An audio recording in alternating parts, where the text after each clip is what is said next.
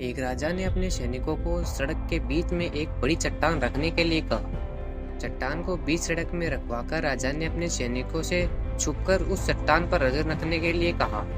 देखना उस चट्टान को रास्ते से कौन हटाता है।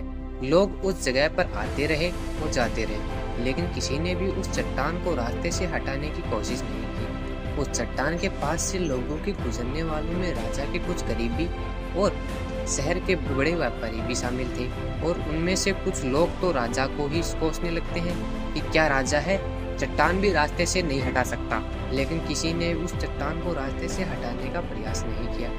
ऐसा काफी दिनों तक चलता रहा। एक दिन एक किसान अपनी सब्जियों के साथ उधर से गुजर रहा था।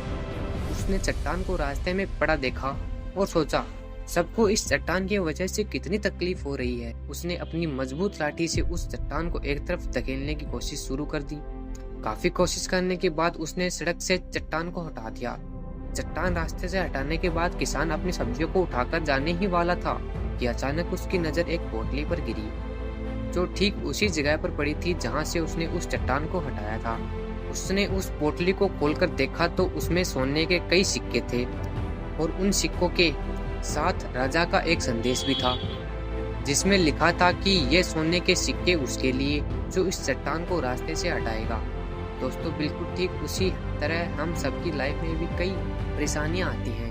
कुछ लोग उन परेशानियों से बचकर निकल जाते हैं और कुछ रास्ता बदल देते हैं, और चंद लोग ठान लेते हैं उन परेशानियों का हल निकाल लेंगे। ऐसे ही लोग मुश्किलों में संभावनाएं और संभावनाओं में छिपे अवसर खोज लेते हैं। मजबूत इरादे और नेक दिल के साथ किए गए कोशिश के परिणाम हमेशा ही अच्छे आते हैं। इसलिए जीवन में परेशानियों से घबराना मत, बल्कि उन परेशानियों को हल करने की कोशिश करते हुए जीवन सफर में आगे बढ़ते रहो, और हमारे चैनल को सब्सक्राइब करते रहो।